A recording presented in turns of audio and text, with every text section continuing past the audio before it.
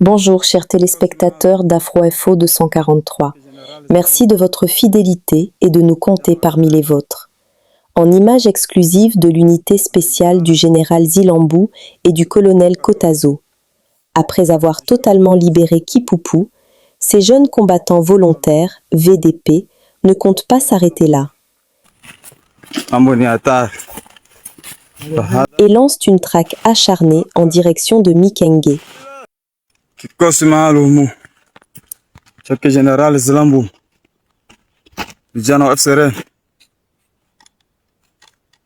wanaingizana katika filo 14 jeshi la ukombozi. Kikosi maalumu kwenye msafara, mambo ni hatari. Face à cette offensive, les agresseurs rwandais fuient en désordre, abandonnant leurs effets sur le terrain. Sur la ligne de front, le mot d'ordre des patriotes est clair. Aucun repos, aucune marche arrière, et une progression continue jusqu'à ce que chaque recoin du territoire soit définitivement sécurisé.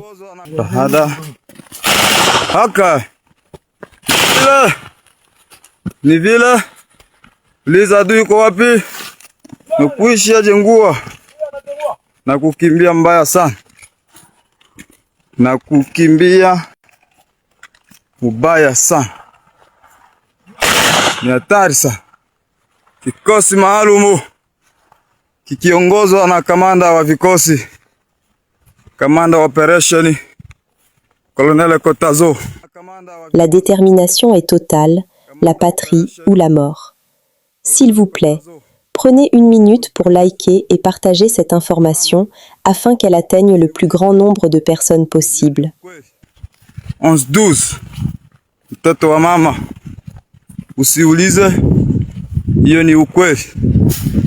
Hapo kabisa wakitoka ndani ya filo 14 kujielekeza sehemu za Mikenge hadi kieleweke. Halala, Nyarwanda ulikuwa ukivamia. Sasa unakwenda kuguza dawa ya panya. Kikosi chake jemedari autoproclamé General Lenge Ishibona Zilambu Masafar. Usikie tu, vijana hawa wana mchezo. Nyarwanda akisikia mingurumo anasema hapa ni hatari. Ni vile usiulize, Kipupu tumekomboa, na kwa sasa hapa hivi tunakomboa filo 14 na tuko tunajielekeza hadi Mikenge. Mikenge hakuna kulala, ikiwa ni kula chakula tu, lakini mawazo ya vijana wa VDP wa axe Mikenge bar Kipupu, wao wanasema mpaka kieleweke, Kawera ndani. Oh là là. Le Congo est extrêmement béni par Dieu. C'est le nouveau gisement découvert dans la province du Nord Kivu, à 35 km de la ville de Beni.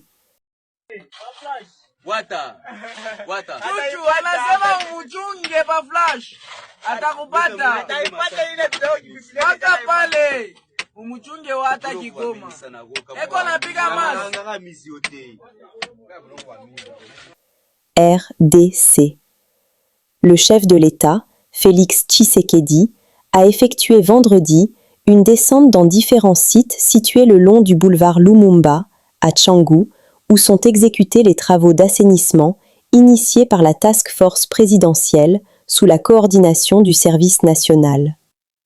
Je tiens à vous exprimer toute ma satisfaction et ma profonde reconnaissance pour le travail remarquable que vous accomplissez. Les résultats obtenus en si peu de temps témoignent de votre engagement, de votre sens du devoir et de votre amour pour la nation, a déclaré Félix Tshisekedi, chef de l'État. RDC. En vidéo, la descente du chef de l'État Félix Tshisekedi sur différents sites situés le long du boulevard Lumumba, dans le district de la Tchangu, où les bâtisseurs de la nation du service national exécutent les travaux d'assainissement de Kinshasa. À Massina Pascal, à Deux Bonhommes, comme à l'arrêt, quartier Ndjili, où il est passé, Félix Tshisekedi, a salué le travail réalisé par ses ex-Kudunas quelques jours seulement après leur déploiement. S'il vous plaît, prenez une minute pour liker et partager cette information afin qu'elle atteigne le plus grand nombre de personnes possible. Il est le superviseur en chef de la mission qu'il a lui-même confiée à la task force mise en place en vue de l'assainissement de Kinshasa. Au bout de quelques jours, le président de la République semble être satisfait du travail qu'abat les bâtisseurs du service national commis à cette tâche.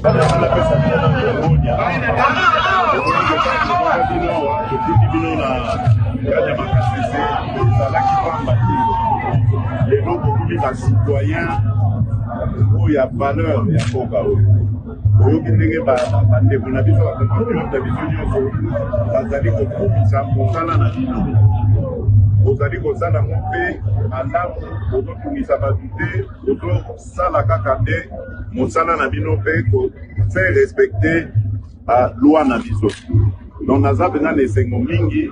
Félix Tshisekedi palpe du doigt, assure le suivi, mais rassure aussi, rassure sur son accompagnement, sur son appui également. Yango tokotala tokotala ndenge nini tokoki kaka kosala tobongisaka bavi na bino liputa ya malonga ezala olea ya malonga ezala mpona bino na mpona bafamille na bino toyokani bino bokontinue kaka misala na bino ndenge tozosala na bolanda mateya bainstruction oyo ya général Jean-Pierre Kasongo yende mutu azokamba bino awa na bayebanso bazali kosala pembeni na ye po ete misala ya kokomisa Kinshasa bopeto ezala tokani kozala mpe nsima na bino tokobandaka kosunga bino mpo misala ekende liboso nzambe abatela bino merci beaucoup na nga mpenza na ya kotala namona ngambo na miso ndenge makambo ezosalema awa nasepeli makasi nzambe abatela bino longonya na bino. Depuis le déploiement des bâtisseurs, un vent nouveau, frais et moins polluant souffle dans la partie est de la capitale. Un vent annonciateur d'un Kin qui doit cesser d'être une poubelle à ciel ouvert et redevenir Kinshasa la belle. Mais du côté de la task force, on ne se fait point d'illusions. On sait que pour y arriver, la tâche demeure encore longue.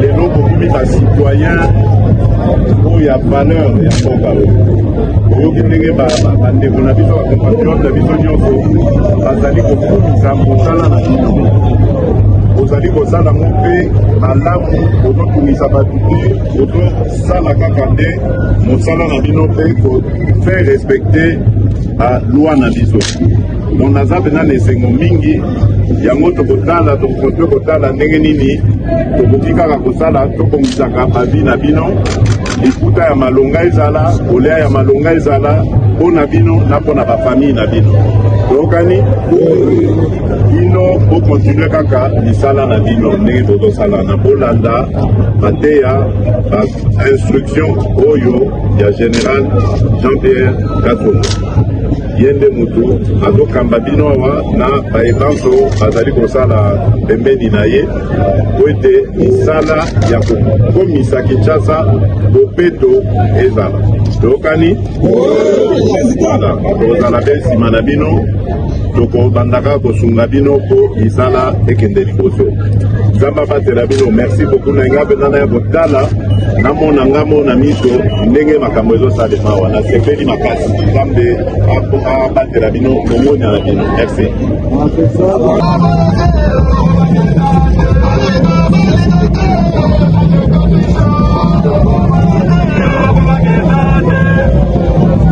D'un entretien très important avec le président de la République. Cet entretien fait suite aux initiatives que lui-même avait déjà prises en allant à la rencontre du chef de l'État du Burundi et puis du Congo-Brazzaville. Ce sont des échanges qui ont porté essentiellement sur des sujets d'intérêt national. À l'issue de ces échanges, nous avons eu à nous rendre compte que notre pays, la République démocratique du Congo, a besoin de communion entre le fils et les filles du Congo. L'unité, la communion pour être solide, pour être fort. Comme vous le savez tous, notre pays aujourd'hui souffre d'une agression qui vient essentiellement de l'Est du Rwanda, nous le savons. Mais comment pouvons-nous faire face à une telle agression si nous sommes divisés entre nous, les fils et filles du Congo? À l'issue de nos échanges et face aux enjeux, le chef de l'État, conformément à l'initiative qu'il avait déjà prise en allant trouver ses collègues chefs d'État de pays voisins, a levé l'option, et j'ai l'honneur de vous l'annoncer, le chef de l'État a levé l'option d'engager notre pays dans un dialogue entre fils et filles du Congo, un dialogue inclusif, naturellement aux conditions qui se préciseront chemin faisant. C'est l'occasion pour moi aujourd'hui, au nom de tous mes collègues qui sont ici, les chefs religieux, d'exprimer ma gratitude au président de la République qui, en tant que père d'une nation, d'une famille, s'est surpassé, s'est dépassé, je dirais, pour prendre cette initiative et inviter tous les fils et filles du Congo à s'asseoir et à se dire ce qui ne va pas.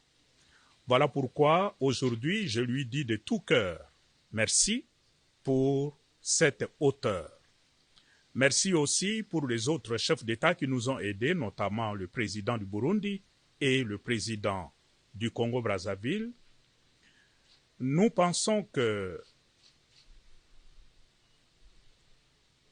après que le président a levé cette option, dès lors que cette option est levée d'aller à un dialogue inclusif entre fils et filles du Congo, c'est à nous tous, ceux qui sont au pouvoir, tout comme ceux qui sont dans l'opposition, de s'inscrire dans cette dynamique pour que cette initiative puisse aller de l'avant, porter de fruits, pour que tous les fils et filles du Congo puissent vivre enfin en paix,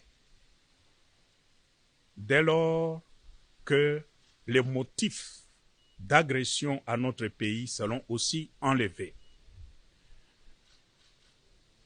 Voilà, de façon synthétique, les contenus de notre rencontre d'aujourd'hui avec le chef de l'État.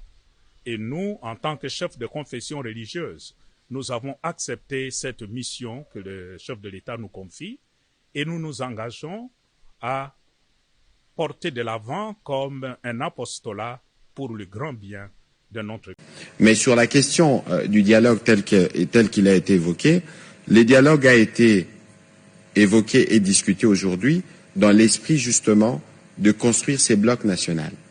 Ces blocs nationaux parce que, vous savez, il y a des gens qui nous regardent de l'extérieur. Lorsqu'il y a eu les attentats du 11 septembre aux États-Unis, démocrates et républicains se sont mis derrière le président Bush. Il y avait même le Patriot Act, avec tout ce que cela comportait, comme privation des libertés, mais les uns et les autres l'avaient accepté parce qu'il fallait sauvegarder l'Amérique dans ce qu'elle a de plus fort. Lorsqu'il y a eu les attentats de Charlie Hebdo en France, vous avez vu que tous les bords politiques se sont réunis derrière le président François Hollande pour que la France donne une réponse. Mais comment pensez-vous que les autres Africains, pour parler que de pays voisins, nous regardent comme peuple lorsqu'il est établi par tous les rapports Nations Unies, États-Unis, les organisations non gouvernementales, qu'il y a un pays agresseur qui agresse les Congolais et qu'il y a des Congolais qui sont complices. Ou il y a des Congolais qui ne dénoncent pas le mal. Parce que vous parlez du cardinal Ambongo. Lorsque vous entendez Monseigneur Solé va vous dire le cardinal Ambongo avait déjà condamné le Rwanda en 2020 ou dans des sorties passées. Mais ici, et je pense que c'était un point essentiel, c'est que dans la perception, l'Église ECC Senko a donné l'impression d'être tolérant par rapport à certaines choses qui se passent et qui sont inacceptables par rapport à l'agression ou par rapport à des Congolais supplétifs. Donc, dans la symbolique, il s'est posé un problème dans la visite à Goma et il y a une bonne opinion qui a pensé que l'attitude n'était pas une attitude claire par rapport à la fermeté qu'on devrait avoir. Je parle de perception, parce que lorsque vous reparlez au cardinal, c'était le cas aujourd'hui, ils sont tous alignés que c'est le Rwanda, l'agresseur, et que c'est l'agression qui doit se terminer. Et donc le cardinal l'a dit. Et ici, le point le plus important, parce que vous avez suivi les cardinals parler de la hauteur du président de la République. Le président de la République aurait pu rester braqué en fonction de ce qui a été vu et montré qu'il ne prédisposait pas justement de faciliter un certain nombre de choses. Mais parce qu'ici, il s'agit de l'intégrité territoriale. Parce que le président en est le rempart.